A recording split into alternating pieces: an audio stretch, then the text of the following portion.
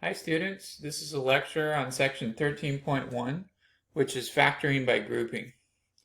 Factoring by grouping is used to factor polynomials that have 4 terms usually. Okay, so used for polynomials with 4 terms.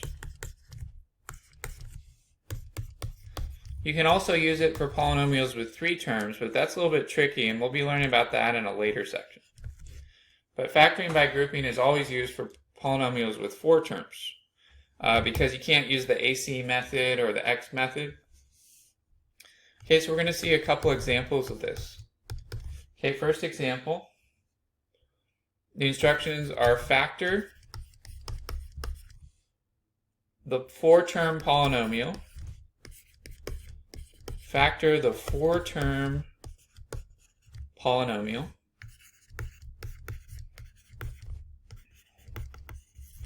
by grouping. Okay, factor by grouping. All right, and for our first example, for example number 1, we're going to be factoring 2x plus 14 plus xy plus 7y. Okay, 2x plus 14 plus xy plus 7y. All right, and I'll write down the steps as we're going along here. Okay, so the first step is put parentheses around the first 2 terms and the last 2 terms. Okay. So group the first 2 terms, and the last 2 terms.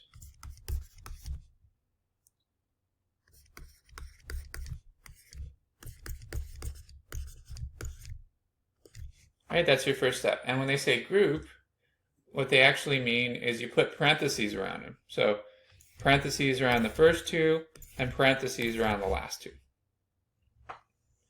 Okay, so that's your first step. And then your second step is to factor out the GCF from each group. Okay, so then factor out the GCF from each group. So that doesn't mean the GCF for the whole thing. It means the GCF of each set of parentheses. So like we look at these first set of parentheses, and to find the GCF, well, what's the biggest number that goes into both 2 and 14? Well, 2 times 7 is 14. So we know that the GCF for this first group is 2. So we're going to go ahead and factor out a 2 from the first group. And what are we left with? Well, we're left with an x, and then 2 times 7 is 14. So we're left with x plus 7. So we have 2 times a quantity, x plus 7. And then from the second group, what's in common here that we can factor out? Well, there's not an x in common here, so we can't factor out an x. And the coefficients are 1 and 7, so there's no common number. But there is a y in common here. So we can actually factor out the GCF here, which is a y. So we factor out a y from that entire second group, and we're left with x plus 7. Okay? So all we did in that step was we factored out the GCF from the first group and the GCF from the second group. Okay? And then after you do all that, there's actually only one more step. There's only one more step, which is to factor out the GCF of the entire expression. Okay? So factor out the GCF of the entire expression.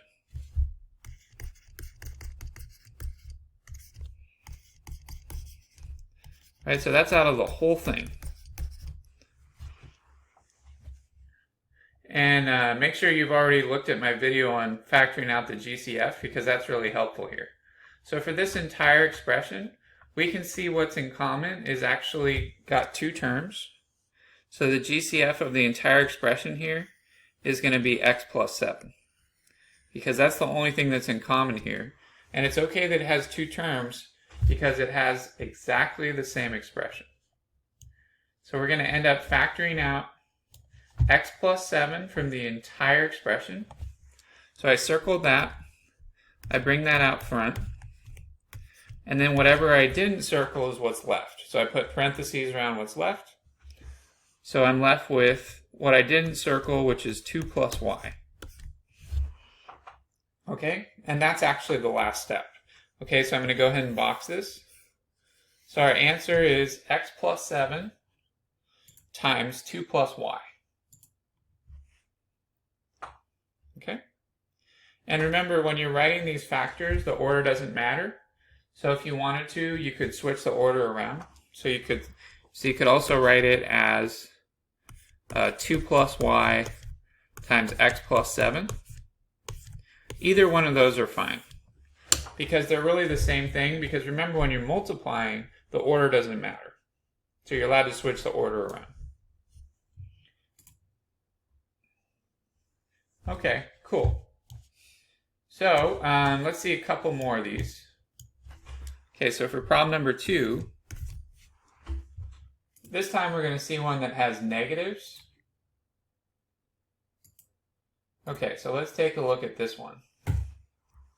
So for this one, we have 16x cubed minus 12x squared plus 12x minus 9.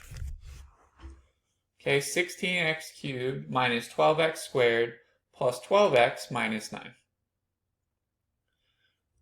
So once again, the first step is to group the first two terms and the last two terms.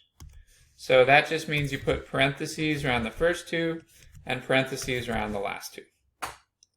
Your next step is to factor out the GCF from each group. So this first group is a little bit tricky, but looking at these numbers, what's the biggest number that goes into both 12 and 16? Well, let's see. 4 times 3 is 12, and 4 times 4 is 16. So the biggest number that goes into both 12 and 16 is 4. So we're actually going to be factoring out a 4 from this first group, because that's the biggest number that goes into these two numbers. And then remember, for the powers, you want to factor out the smallest power that's in common for all the terms. So here, the smallest power that's in common is x squared. So we're actually going to be factoring out a 4x squared. Okay, and then what are we left with? Well, 4 times what gives me 16? We all know that 4 times 4 is 16. So we have to have a 4 there. And then for the x, we got x squared times x gives me x cubed. So we have to have an x here. So we're left with a 4x. And then for the second term, 4 times negative 3 gives me negative 12. So we have to have a negative 3 here. And then x squared times 1 gives me x squared. So all we're going to have here is negative 3. Okay? So we got 4x squared times 4x minus 3. And then for the second term, this one's easier to find the GCF. So for 12 and 9, what's the biggest number that goes into both 9 and 12? Well, 3 times 3 is 9, and 3 times 4 is 12. So 3 is going to be the GCF here. And there's no variable in common, so we can't factor out an x. So we just go ahead and factor out a 3 from the second group, and then we figure out what's left. So 3 times 4x is 12x. So we're going to be left with a 4x here. And then 3 times negative 3 gives me negative 9. So we're left with a negative 3 right here. Okay, and remember, when you factor out like that, you can just kind of think about it in your head, and if that doesn't work, you could always write it all out like we did on some of the first examples of the GCF. But most people don't find it too challenging, so I'm skipping that step. Okay, so what are we going to do next? Well, now we need to factor out the GCF from the entire expression. Okay, so the GCF of the entire expression is going to be what's in common, which is going to be a 4x minus 3. So that's in common for the entire expression. So I circle that, and I factor out what I circled. So I'm going to have a 4x minus 3 out front. And then whatever I didn't circle is left in parentheses. So what I didn't circle was 4x squared plus 3. Okay, so we have 4x minus 3 times the quantity 4x squared plus 3. All right, and that's actually the whole problem.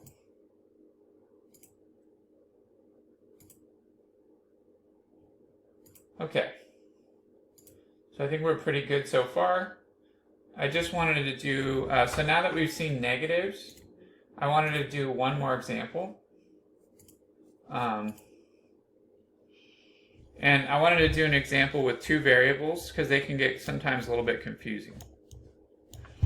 Okay, so for number 3, for example number 3, we're going to factor 5m cubed plus 2mn plus 5m squared plus 2n. Okay, 5m cubed plus 2mn plus 5m squared plus 2n. So this one doesn't have any minuses, but it is a little bit trickier because it has such big powers and it also has two variables. Okay, but as always, your first step is to put parentheses around the first two terms and the last two terms. So that's what we're going to start with here. So parentheses around these and parentheses around those. And then we want to factor out the GCF from each group. So from the first group, there's no number that goes into both 5 and 2. So there's no number that we can factor out. But there is an m in common. There's no n in common, but there is an m in common. So we can actually factor out an m. So here the GCF is going to be m for the first group. So if we factor out an m, what are we left with? Well, here m times 5 is going to give us 5m, but we don't want 5m, we actually want 5m cubed. So here we're going to need an m squared. Okay, so m times 5m squared gives me 5m cubed. Okay? It's because m times m squared is m cubed. And then for the second term, we're factoring out an m, so all we're going to be left with here is 2n. So we're going to have plus 2n. So we have m times a quantity, 5m squared plus 2n. Okay, and then for the second group, what's in common here? Well, this is a little bit tricky. There's no number that goes into both 5 and 2, so we can't factor out a number. And there's no m in common, and there's also no n in common. So since there's nothing in common here, the only thing we can factor out is 1. But you do need to factor out a 1, which might be a surprise to you. And we'll see why we need to factor out a 1 in just a second. But we need to factor out a 1 here. So we have 1 times the quantity 5m squared plus 2n. Now the reason we wrote a 1 in is so that we would remember that there's still a 1 left over after we factor out the GCF from the entire expression. So the GCF of this entire expression is going to be 5m squared plus 2n. So we can see we've got that in common for the whole thing. 5m squared plus 2n. That's in common for the entire expression. And now you can see why I bothered to write the plus 1. Because there still is going to need to be a plus 1 left over. Okay, so we factor out what I circled. So we write 5m squared plus 2n out front. And then whatever I didn't circle is what's left. So we're left with m plus 1. And that goes in parentheses. So we have 5m squared plus 2n times the quantity m plus 1. And that's our answer.